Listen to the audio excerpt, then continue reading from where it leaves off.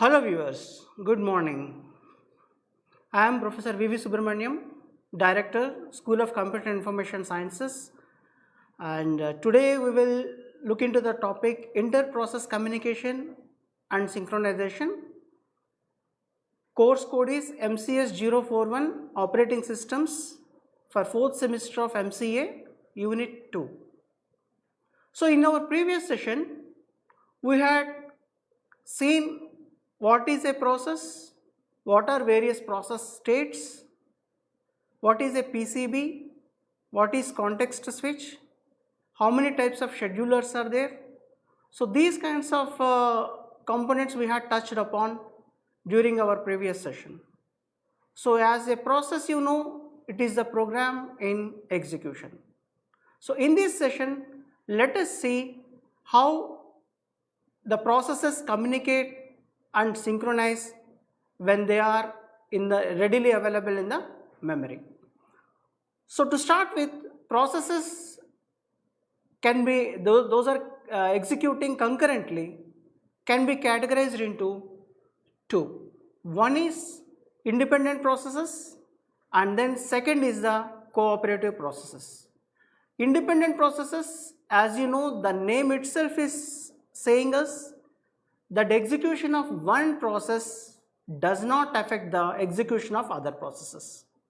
So it is an independent activity, it starts, it executes, it then terminates, and then it doesn't have any kind of dependency or any kind of effect during its execution on other processes which are residing in the RAM. Then coming to the cooperative processes, execution of one process affects the execution of other processes in the sense that they may communicate each other or else some synchronization process happens between them. So there is a kind of shared activity that you have to see. There is a kind of shared activity between the cooperative processes, whether they may compete, whether they may have some sort of understanding between them, they depending upon the algorithms and other things running behind. So they execute and then the effect of this particular execution may be on the other processes also. So reasons for process cooperation, why they should cooperate? One thing is in order to share information. Like suppose if there is a main program and there are two parallel activities written inside, and there may be a shared thing among these two parallel activities. So there should be a provision wherein which through a variable or through some sort like a buffer in the memory, there should be a kind of mechanism wherein which the information will be shared among these two processes and then ultimately they will achieve the goal. And then in order to speed up the computation, that may be one of the reason. Then modularity. So one module, if at all there are several modules in the program, then they may one or two modules we can start parallelly, and there may be an instance wherein which some of the data may be shared among these two modules. Then last one is the convenience. So these are some of the reasons wherein which processes cooperate among themselves. So why this happens? So cooperating processes frequently need to communicate with each other in order to ensure that tasks smoothly are correctly done. So there should not be any kind of inconsistency either in the values or in the program execution, whatever the case may be. So cooperating processes need an inter-process communication mechanism that will allow them to exchange data and information. So there may be a kind of buffer wherein which that will be shared by the two processes whichever wants to communicate, or else send value from one process to the other process, or else get value from one process to the other process, and later on they can execute themselves without having any problems or without having any kind of deadlocks. So sometimes there are two cases we have to see. The correctness of the executing results depend on the executing sequence also. So at this scenario, we need to enforce synchronization to make sure we can get the correct results. Why? Because mostly in banking transactions and other kinds of transactions, there may be a possibility whenever the concurrent processes running, then there may be a chance of having some results which are undesired, like the values may not be correct. So we will see the example also in due course of time. This is one thing why the synchronization needs whenever there is a kind of cooperative processes participating together. Then the next instance, you can see the execution of one process may require the result of another process. This is a kind of piping mechanism wherein which the second process is waiting for the results of the first process. At this scenario, we need a kind of communication. So process 1 will communicate the values, the output, to process 2 in order to take those values and start its execution. So you can see the first case we had seen is the synchronization part, wherein which if the synchronization misses within the processes cooperation, then we may get undesired results. In the second case, we are seeing here that one process's values after the execution are being used in the second process's startup or else second process's execution. Here you can see a kind of communication is required. So these two cases are the underlying basis for our today's discussion. So there are two approaches for inter-process communication. One is through shared memory and the other is through message passing. Or else here you can briefly say that a kind of buffer is available, that is the shared memory is available, wherein which both the one or many processes may share that particular locations, or else they may share the values in those locations whatever those are stored. And in the second context, like message processing kind of context, the variables will participate. Here there won't be any kind of shared buffer kind of mechanism or shared memory kind of mechanism. However, variables are being alerted in the programs in order to communicate or pass the messages from one process to the other process. So remember, there are two approaches. We will discuss it today. One is the shared memory approach and the other is the message processing approach. So in the shared memory, cooperating processes may communicate by sharing the same piece of memory. You can see a kind of buffer is placed in between the processes, wherein which whatever the segments or whatever the data that will be shareable by one or more processes, that particular memory will be reserved as a buffer, and that piece of memory will be made as shared memory for the processes. One process can write some data to the piece of shared memory and other process may be reading that particular values, or else both of them can write, both of them can update, or both of them can read from that particular shared memory. When doing so, you need to be very careful. Like otherwise the executing results may not be the same as your execution. Once again here you can see the synchronization part comes. So at what time the first process need to write the value, or at what time the second process need to take that value, or else both at what time they have to put the values inside the critical segment, that is the buffer segment or the shared memory segment. So all these things like affects the kind of results that are appearing to us. So here we have to take the care that even though when the synchronization code you are writing, you have to see that what particular values needs to be updated first, and which process will be using those updated values at which time. So that also needs to be taken care. Here you can see a simple diagram. So process A and process B are residing in the main memory, that is RAM, and then some buffer or else some reserved memory is being shared in between process A and process B, and that particular memory we can call it as the shared memory. So in order to achieve the synchronization part, or in order to achieve the sharing between the values or else the code that needs to be shared between A and B will be kept in that particular shared memory segment, and then both the process A and process B participate whether they can read, whether they can write, or whether both can read or whether both can write, whatever the case may be. So in the next context you can see a message passing. So message passing here you can see there is no segment called as the buffer segment or as the shared memory segment. Whatever that the process A need to communicate, that communicates in the form of a message. Even process B also, whatever that needs to be communicated to one or more processes, that also it will communicate through a message, that is variables, or else through the message message from M0 to Mn. You can see over here above the kernel the message queue is been mentioned over there, just for example.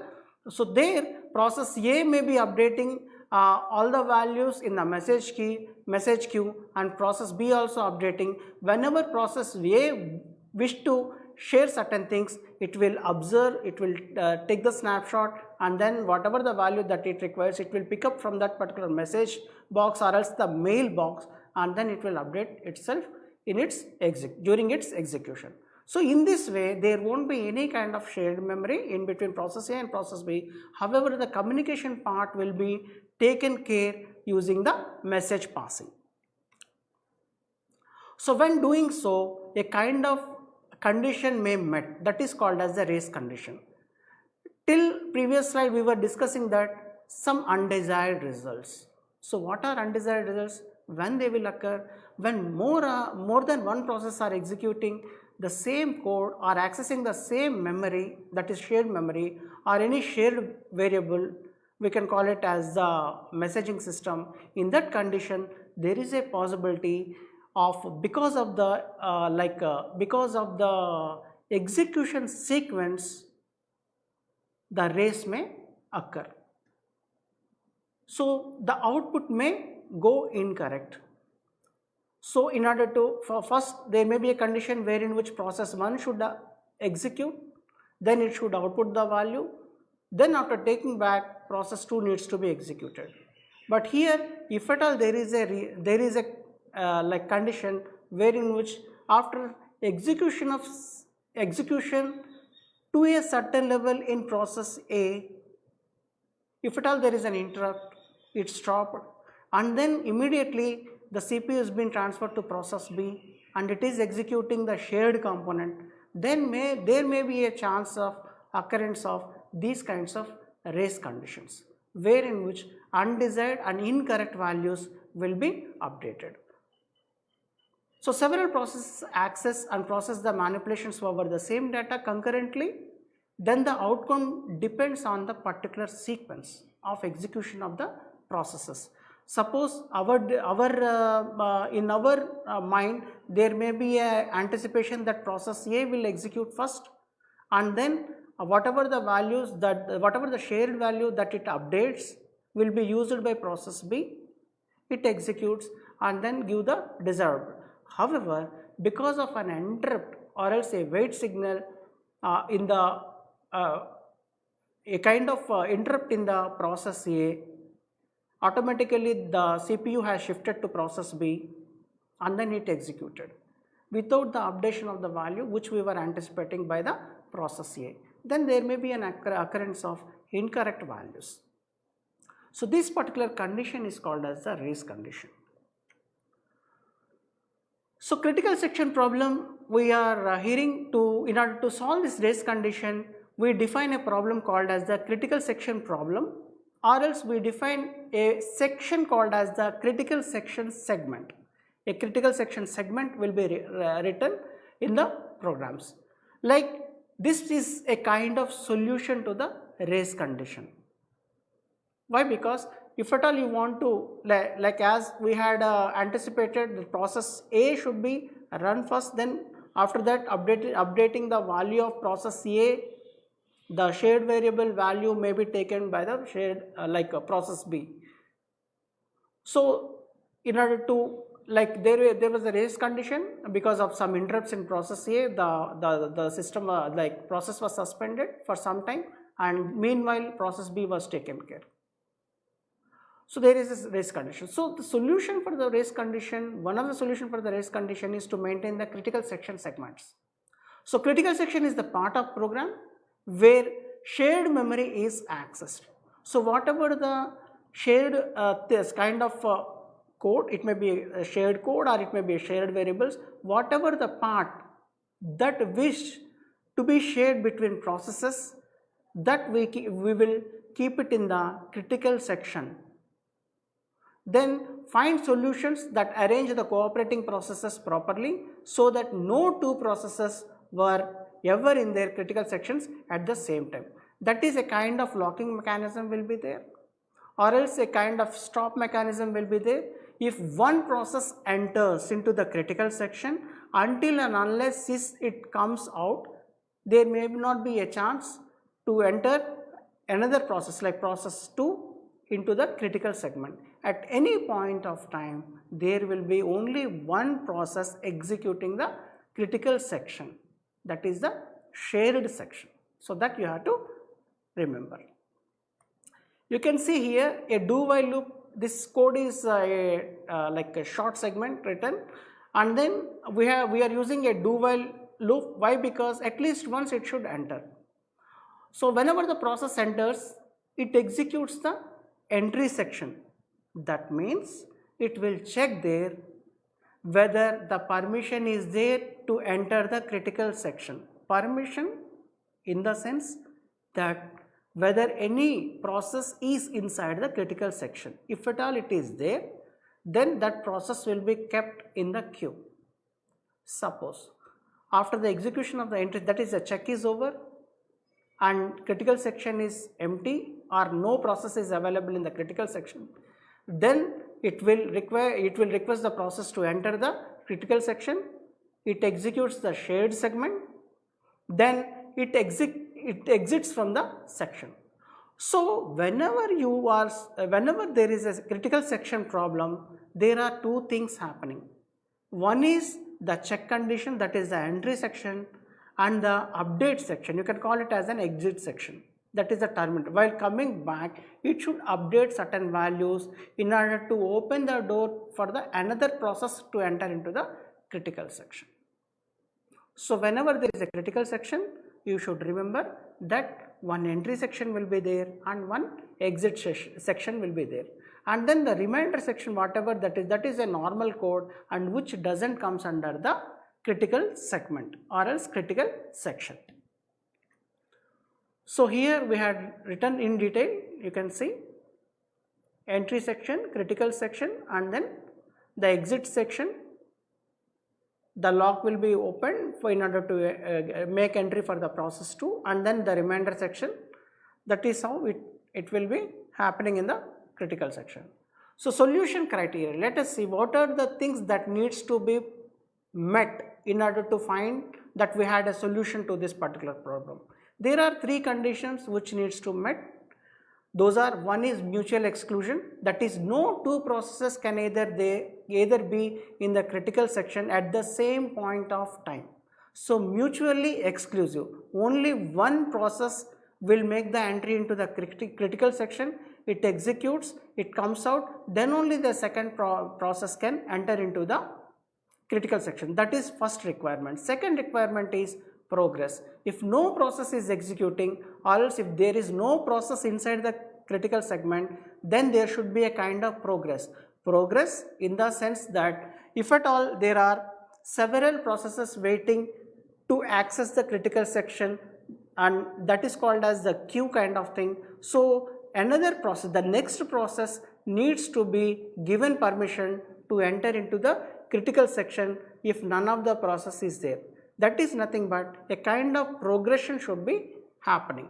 If at all nothing is there in the critical section, another process needs to be given permission, the second process needs to be given permission in order to enter the critical segment. And the third condition, the third criteria is bounded waiting. There should not be any indefinite waiting for any process. So that particular thing you have to remember, either in the queue or at any place, if at all it needs to access the critical section, there should not be any infinite wait. So that particular, suppose if these three are being met, then there is a solution to the critical section problem. So coming to the process synchronization, it means sharing the system resources by processors in such a way that concurrent access to the shared data is handled, thereby minimizing the chance of inconsistent data or else some race conditions that we had already seen.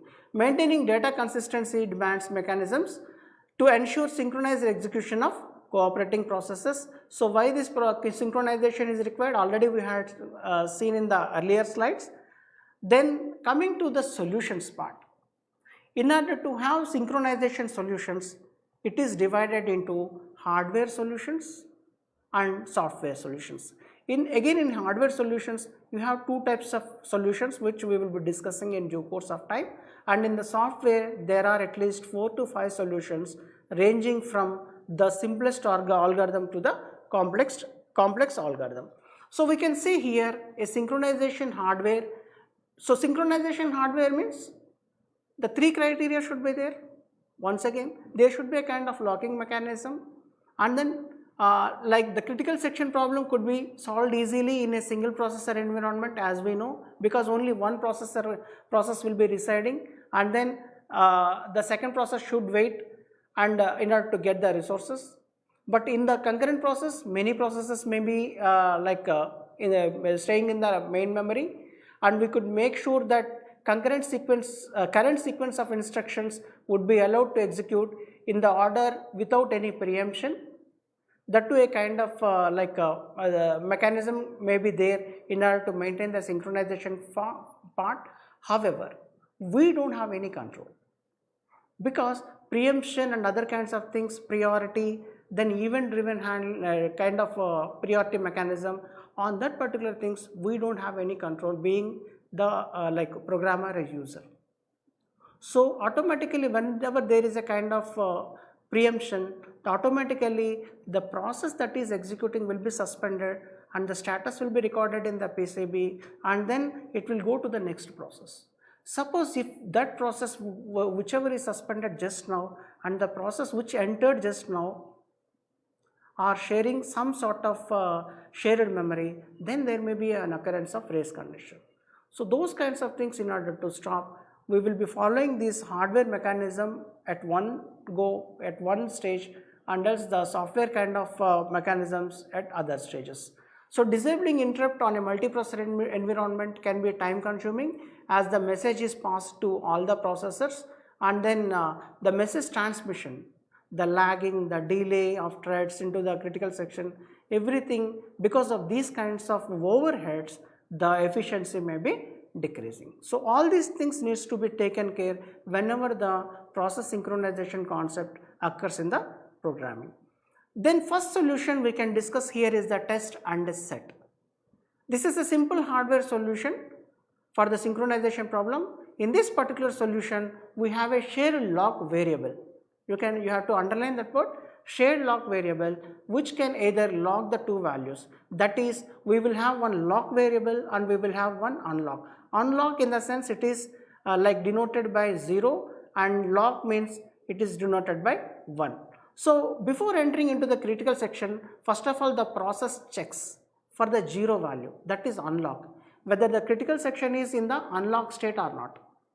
If at all it is in the unlock state, then the process will enter into the critical section problem, it will execute, and then while coming out it will update the value to lock. So if it is locked, it keeps on waiting. If it is unlocked, it entered, it has been executing the critical section problem and coming out by once again unlocking. So it is a kind of a toggle kind of thing. While entering, it checks for 0, and then while coming out, once again after entering it checks for 0, entering into that it sets to 1, and while coming back once again it reset to 0, in order to give permission to the another process to enter into the critical section problem. So this is test. Test means testing the unlock. Once again going inside, it set, that is setting to 1, means locked, and then while coming back after execution of the critical section, once again it reset, once again it unlock, in order to give permission to the next process to enter into the critical section. In this test and go, mutual exclusion and progress are preserved. but bounded weighting cannot be preserved. See here, all the three criteria whatever we had seen earlier, like mutual exclusion is one criteria, like bounded weighting is the another criteria, and then progress is another third criteria. So among these three criteria, two are met, and there is no control of bounded weighting in this particular hardware mechanism. Let us go to the simple solution over here written in C segments, C coding. Like the first is the int test and set, that is either to set 1 or 0. Initially it is lock is equal to 1, return to initial. Then here we are setting the enter and leave, that is entering like entry section and then the exit section, and meanwhile there is a critical section. So in order to enter, it will see whether it is 0, whether it is unlock or not. It enters, it executes in the critical section, it executes the critical section, then while coming out it once again unlock and go. So this is a simple C code segment we can see. And then coming to the second solution, that is the compare and swap. So this compare and swap is a technique used when designing concurrent algorithms. Basically compare and swap compares an expected value to concentrate. So once again we will come back. Basically compare and swap compares an expected value to the concrete value of a variable, and if the concrete value of the variable is equals to the expected value, swaps the value of the variable for a new variable. It is a kind of, there it is test and set, and here it is just a compare, and then if it is met, then it will be swap. So there are a few more software solutions. Hardware solutions, we had seen one test and set and then compare and swap. Then there are certain software solutions available. The first software solution is a simple software solution called as Peterson's solution. So in Peterson's solution, it is a classical software based solution to the critical section problem. In this Peterson's solution, we have two variables, one is the flag and the other is the turn. Both of them are boolean, means 0 and 1. So boolean flag, first of all it is initialized to false.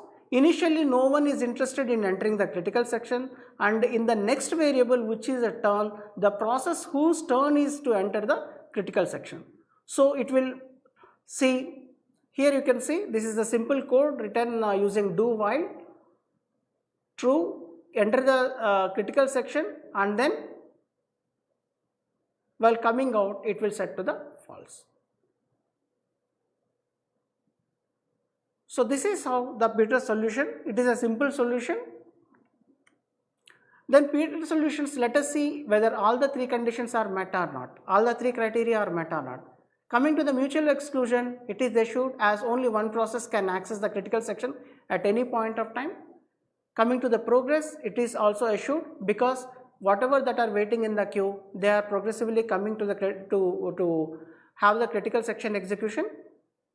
And then coming to the bound weighting, it is preserved as every process gets a fair chance. So here Peterson's solution is meeting all the three criteria of the critical section problem.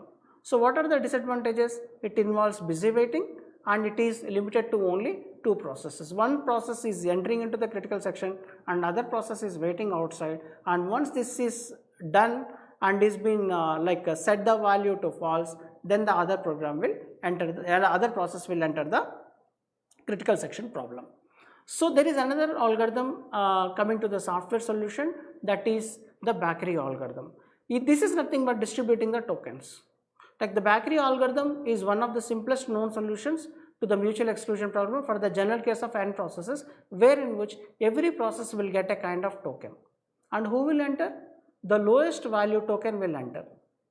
So Bakary algorithm is a critical section problem of n processes. This algorithm preserves the first come and first serve, that you have to remember, and they all get a kind of sequential numbers, a kind of numbering system is followed, and the holder of the smallest number, like whenever it comes to in the FCFS kind of model, the first will be given the lowest one like 1, and then 2, 3, likewise all the numbers are being distributed, and in the same sequence they enter the critical section. So it is a kind of token distribution kind of thing. However, it is also following the first come first serve priority. Always it will be seeing for the smallest number on the token. So you can see the algorithm over here. If processes Pi and Pg receive the same number, then there may be a condition wherein which whatever the sequence that they had appeared, whether J has appeared first or I had appeared first, then they will be served first. Otherwise, whichever is having the lowest number, so that will be served the next. So you can see this is a kind of simple mechanism. It is following the FCFX, that is the queue method, and also numbers are being issued right from lowest number to the highest number, and as per the sequence of those numbers it is scattering to. So there is another software solution called as mutex logs.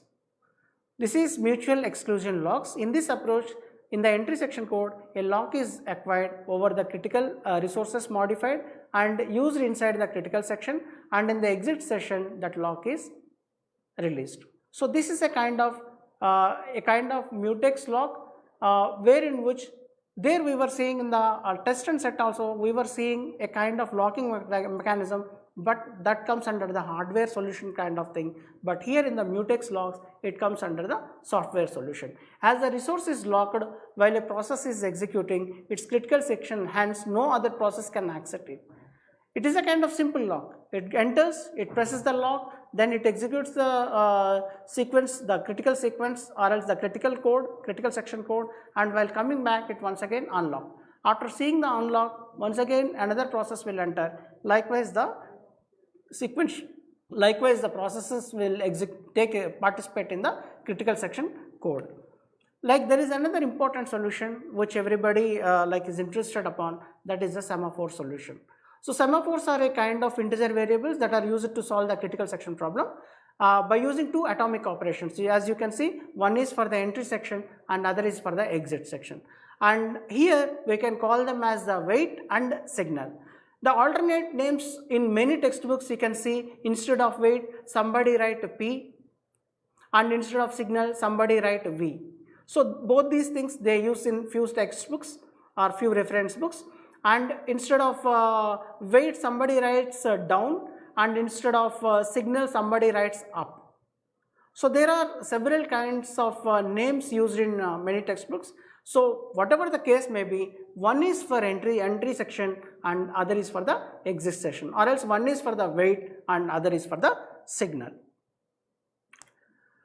So you can see here wait section, the wait operation decrements the value of its argument s. If it is positive, if s is negative or 0, then no operation is performed. So this is a kind of P operation you can say. So this comes under the entry section, and then for the exit the signal operation increments the value of its argument s in order to once again give a chance to the waiting processes in the queue. So the earlier one is the entry section and this comes under the exit section code. So there are two types of semaphores. One is for the counting semaphores and the other is a kind of binary wherein which 0 and 1 are used. What is the basic difference? In the counting semaphores, these are integer value semaphores and have an unrestricted value domain. Unrestricted value domain means it don't operate on 0 and 1, or else it don't operate on 0 like binary values. However, it will take the count of the available resources. The number of resources those are at its dispose, and it will keep the count as the maximum count to that particular thing. Even though it is in the critical section segment, the value set in this particular critical section comes to the count of the available resources. So that's the reason why it is called as the counting semaphores. If the resources are added, semaphore count automatically incremented. Suppose if the shared resources count is from 2 to it is been increased to 4. Automatically the counting semaphores, the maximum count will automatically proceeds to 4. So if the resources are added, semaphore count automatically incremented, and if the resources are removed, the count is automatically decreased. So it is not operating on a toggle variable, or else it is not operating on a binary variable. However, even though they are inside the critical section, it allows the processes till it reaches the maximum count of that sharing resource. So that particular thing you have to remember. Till this point of time, we were looking that either only one process will be availing the critical section problem, but in the counter semaphores, it will allow till the maximum count is reached and then it will stop. So that is how the counter semaphores acts upon. Coming to the binary semaphores, it will be having only two values, either 0 or 1. The binary semaphores are like counting semaphores, but their value is only restricted to 0 and 1. The wait operation only works when the semaphore is 1, and then the signal operation succeeds when semaphore is 0. So here you can see the p value, whenever it wish to enter into the critical section, the p value should be equal to 1. Then only it will enter into the critical section. Then after coming back, it will reset the value, and once again it will set the value, and once again it allows the other process to enter into. It is sometimes very easier to implement the binary semaphores than the counting semaphores, because there the counting semaphores, the maximum count needs to be taken care, and once again if there is any increment decrement in the sharing resources in the critical section, then it needs to be kept track, so that there won't be any error kind of thing, or there won't be any starvation condition, or else there won't be any deadlock kind of condition. Then advantages of the semaphores are, semaphores allows only one process into the critical section, but in case of counting it may be several till the count. They follow the mutual exclusion principle strictly and are much more efficient than other methods of synchronization.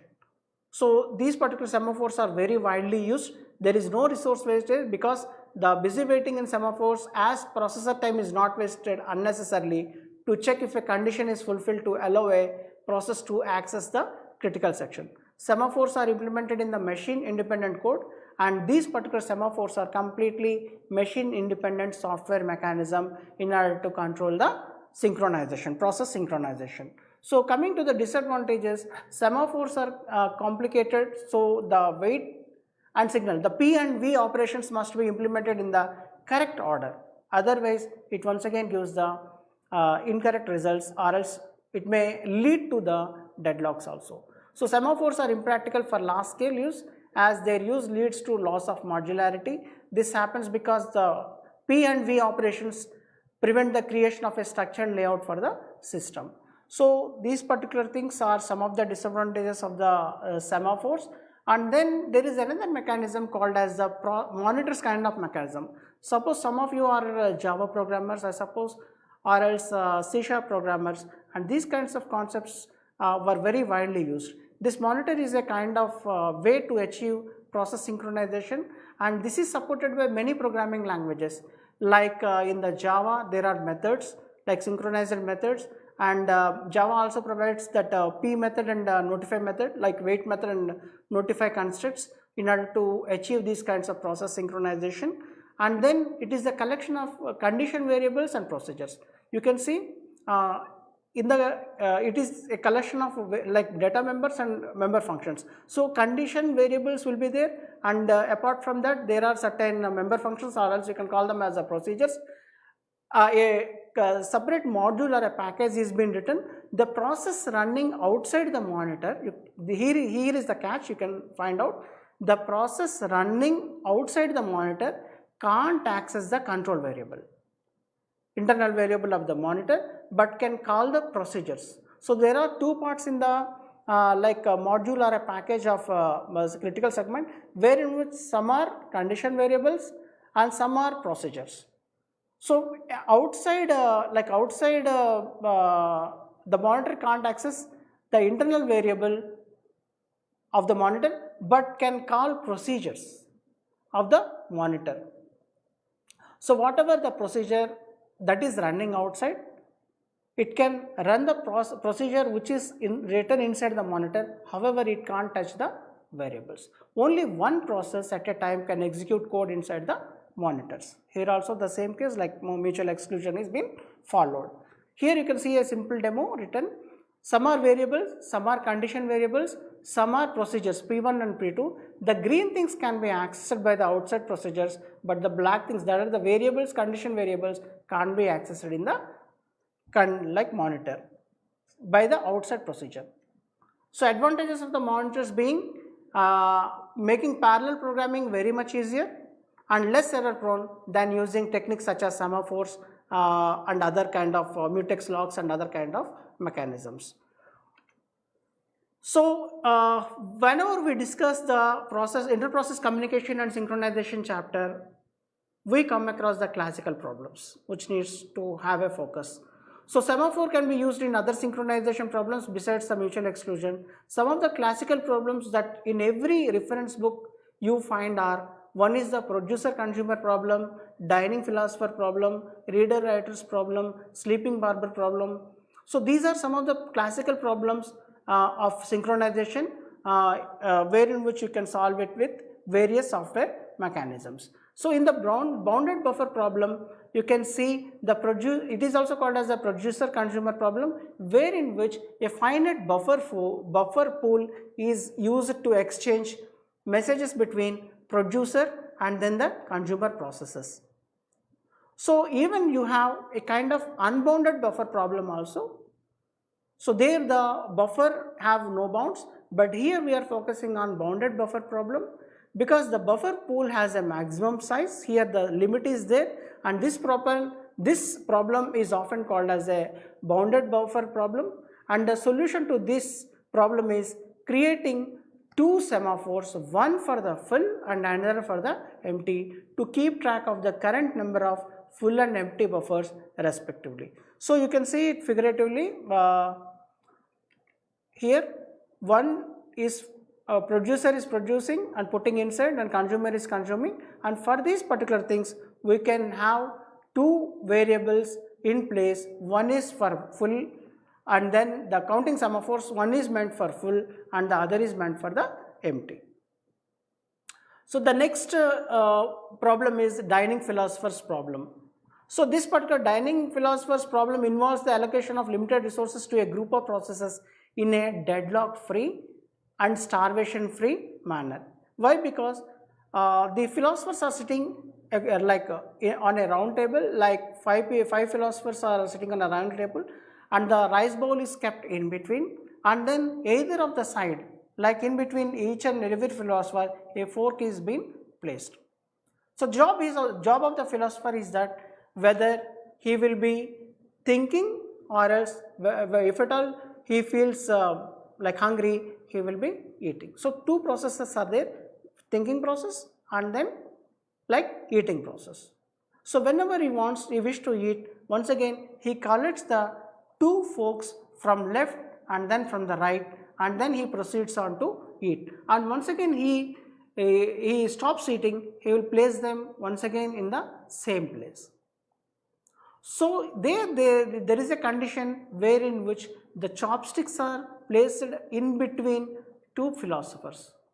So each philosopher is not getting his own sticks, however they are placed in between them. So when a philosopher wants to eat, he uses the two chopsticks, one from their right and one from their left and one from the right. When a philosopher wants to think, once again he keeps down the chopsticks there and he thinks.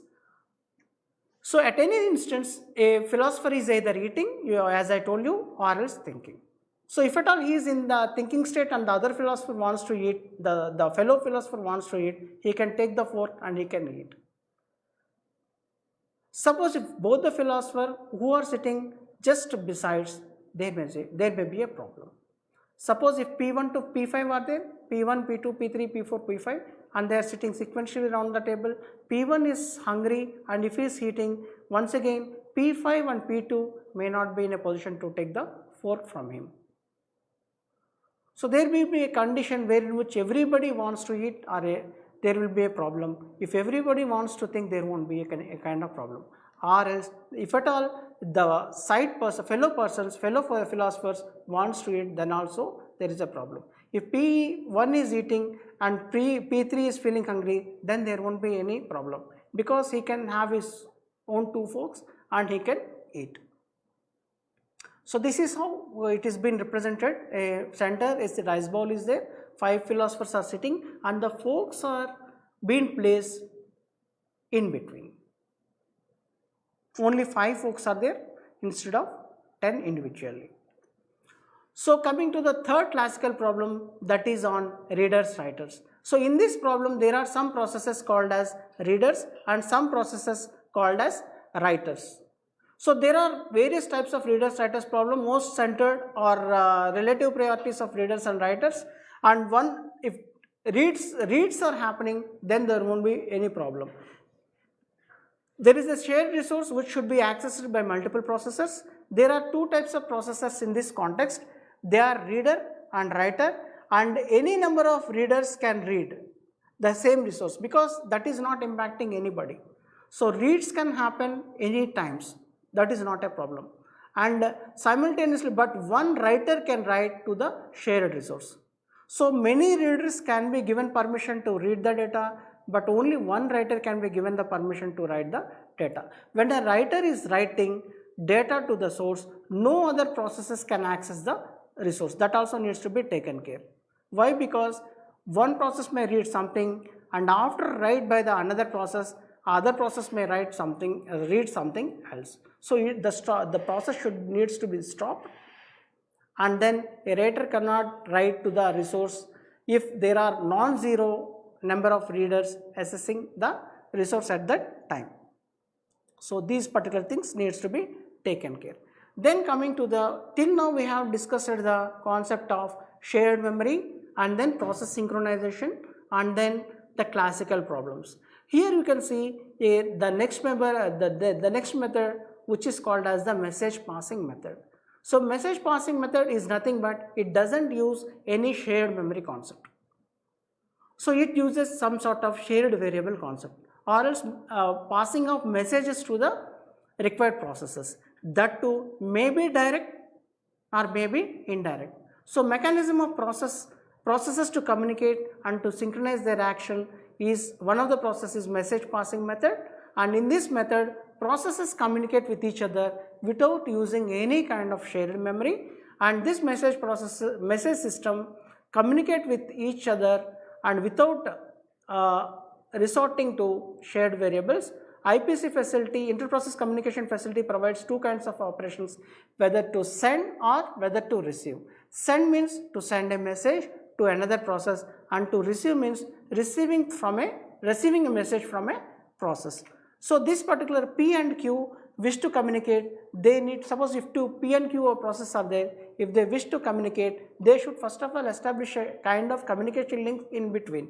Like P and Q should establish a communication link between them and exchange the messages via send and receive. A simple example in this, there may be a queue kind of thing, and P may wish to, whatever the messages that P wish to send to Q, those also may be posted onto that particular queue, and Q also whatever that wish to post to the Q, wish to post to the P, that also may be posting it into the message queue. P will be searching for his messages and Q may be searching for their messages. So implementation of this particular communication link may be physical or else may be logical. Physical means in the process, through a hardware bus kind of thing, mechanism, like hardware kind of thing, and this software means logical kind of thing, where in which logical properties are being set in order to implement the communication link. So there are 2 types of communications available. One is the direct communication and other is the indirect communication. In the direct communication, processes must name each other explicitly, that I am P and other is Q. So then they have to explicitly say that this message is intended to P or this message is intended to Q. So suppose if Q intends to send some message to P, then what it should write? It should write SE and send. Then there should be a kind of process explicitly mentioned over here, like P, comma, the message it wants to pass. Suppose if Q wants to share, like send a message, and then P has to say send Q comma message.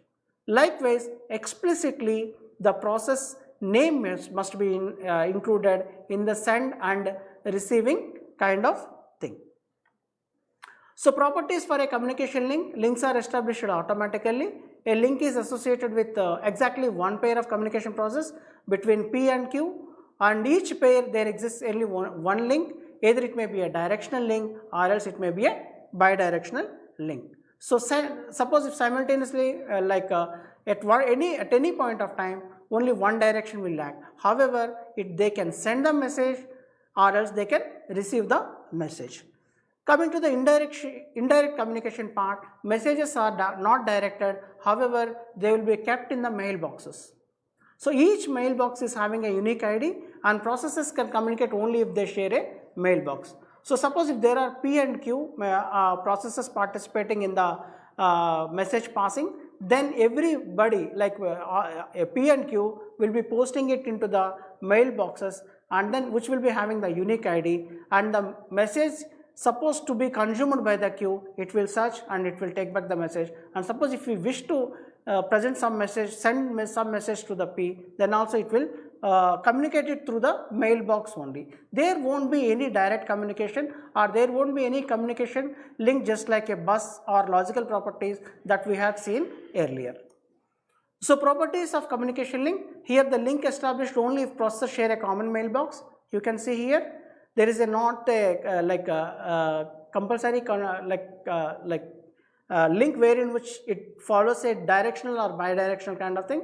A link may be associated with many processes, because the mailbox, there may be many processes, and then there may be many messages which they intend to send it to many processes. Everything they will be placing it in the mailbox or else in the queue, and then the other process goes search. If at all it is to be consumed by them, they will take back. Other, if at all it wants to like place it, it wants to send to some other process, it also places in the same mailbox. So link may be directional or else it may be unidirectional, because send is also possible and receive also should be possible. So the operations on this particular mailbox are: create a new mailbox, send, receive, and then destroy the mailbox if at all it is not being used by any of the processes. So primitives, you can see here there are two kinds of operations we can see. One is send, and that too you have to write explicitly the process name, to whom you have to send, to which process it needs to be sending, or else from which process it has to receive. So these two things are the primitive operations that can be done on the mailbox in the indirect communication. So before concluding this particular session, let us recap. In this session we had seen the purpose of interprocess communication and synchronization, and then in the interprocess communication synchronization, interprocess communication synchronization, we had touched upon two types of things. One is the shared memory kinds of thing, and the other is the message passing kind of thing. And in the shared memory also we had touched upon the race condition, when it occurs, and once again how it is solved. And then for the critical section problem, we had seen the three criteria: the mutual exclusion, the progress, and the indefinite wait kind of thing. So then coming to the solutions part, we had seen two hardware solutions, that is test and set, and then compare and swap. Those two are the hardware solutions we had seen, and then several software solutions ranging from beta solutions till the monitors. We had touched upon 4 to 5 solutions, and then we had seen the problem statements of the classical problems, and then at last we had seen the message communication, message passing part, wherein which indirect and direct methods are possible. With this, hope you understood the interprocess communication and synchronization. If at all you want more of clarification and more kind of more examples and programming segments, you can once again visit the unit 2, study unit 2 in MCS 041 block 1, and the title is processes. In the next session, we will continue the memory management of the operating system. With this, I wish to conclude the session. Thank you.